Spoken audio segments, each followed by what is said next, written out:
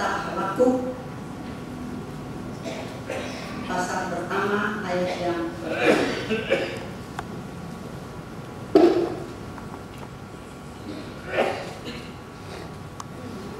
berapa lama lagi Tuhan aku berteriak, tetapi tidak kau dengar. Aku berseru kepadamu penindasan, tetapi tidak kau tolong. Mengapa engkau memperlihatkan padaku kejahatan, sehingga aku memandang kelaliman?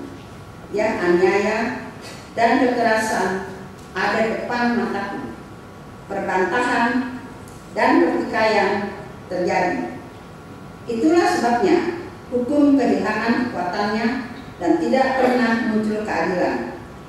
Sebab orang fasik menghukum orang benar. Itulah sebabnya keadilan muncul terbalik.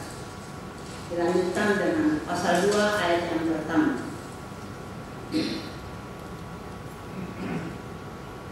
Aku mau berdiri di tempat pengintaianku dan berdiri tegak di menara. Aku mau meninjau dan menantikan apa yang akan difirmankannya kepadaku dan apa yang akan dijawabnya atas pengakuanku. Lalu Tuhan menjawab aku demikian. Tuliskanlah penglihatan itu dan ukiran itu pada loh-loh supaya orang sambil lalu dapat membacanya. Sebab penglihatan itu masih menanti saatnya, tetapi ia bersegera menuju kesudahannya dengan tidak menipu. Apabila berlambat-lambat, nantikanlah itu, sebab itu sungguh-sungguh akan datang dan tidak akan tertangguh. Sesungguhnya orang yang membusukkan dada tidak lurus hatinya, tetapi orang yang benar itu akan hidup oleh percayanya. Demikianlah sabda Tuhan.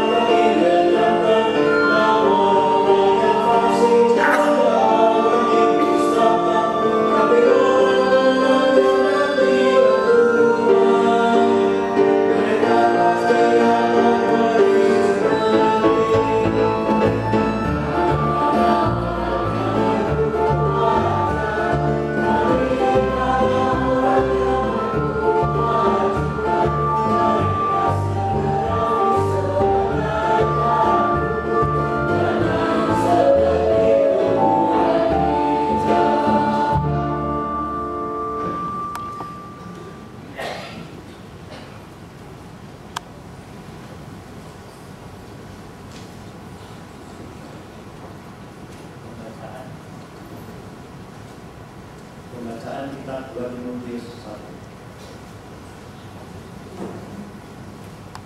1. Dari Paulus Rasul Kristus Yesus oleh kehendak Allah untuk memberitakan janji tentang hidup dalam Kristus Yesus. Kepada Timotius anakku yang terkasih, kasih karunia, rahmat dan damai sejahtera dari Kristus Yesus Tuhan kita menyertai engkau. Aku mengucap syukur kepada Allah yang melayani dengan hati nurani yang murni, seperti yang dilakukan nenek moyang, dan selalu aku mengingat engkau dalam permohonanku baik siang maupun malam. Dan apabila aku terkenang akan air matamu yang kau curahkan, aku ingin melihat engkau kembali supaya penuhlah kesukaanku. Sebab aku teringat akan imanmu yang terus ikhlas, yaitu iman yang pertama-tama hidup di dalam nenekmu Louis dan di dalam ibumu Eunike, dan yang aku yakin hidup juga di dalam dirimu. Karena itulah aku peringatkan engkau untuk mengumpulkan karunia Allah yang ada padamu oleh penumpangan tanganku atasmu. Sebab Allah memberikan kepada kita bukan roh ketakutan, melainkan roh yang membangkitkan kekuatan, kasih dan ketertiban. Jadi, janganlah malu bersaksi tentang Tuhan kita, dan janganlah malu karena aku, seorang hukuman karena Dia, melainkan ingatlah menderita bagi Injilnya oleh kekuatan Allah. Dialah yang menyelamatkan kita dan memanggil kita dengan panggilan kudus, bukan berdasarkan perbuatan kita, melainkan berdasarkan maksud dan kasih karunia-Nya yang telah dikaruniakan kepada kita dalam Kristus Yesus sebelum permulaan zaman, dan yang sekarang dinyatakan oleh kedatangan Juru Selamat kita, Yesus Kristus, yang oleh Injil telah mematahkan kuasa maut dan mendatangkan hidup yang tidak dapat binasa. Untuk Injil inilah aku telah ditetapkan sebagai pemberita, sebagai rasul dan sebagai guru. Itulah sebabnya aku menderita semuanya ini, tetapi aku tidak malu, karena aku tahu kepada siapa aku percaya, dan aku yakin bahwa Dia berkuasa memeliharakan apa yang telah dipercayakannya kepadaku hingga pada hari Tuhan. Peganglah segala sesuatu yang telah engkau dengar daripadaku sebagai contoh ajaran yang sehat, dan lakukanlah itu di dalam iman dan kasih dalam Kristus Yesus. Peliharalah harta yang indah yang telah dipercayakannya kepada kita oleh Roh Kudus yang diam di dalam kita. Demikianlah sabda Tuhan. Bapak Ibu yang kasih Tuhan, kini kita akan bersama-sama mendengarkan kesaksian Injil Lukas pasal 17 ayat 5 sampai dengan ayatnya yang ke-10. Demikian firman Tuhan. Lalu kata rasul-rasul itu kepada Tuhan, tambahkanlah iman kami.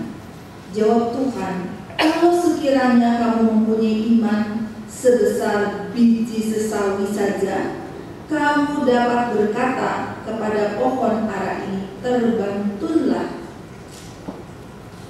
engkau dan tertanamlah di dalam laut, dan ia akan taat kepadamu.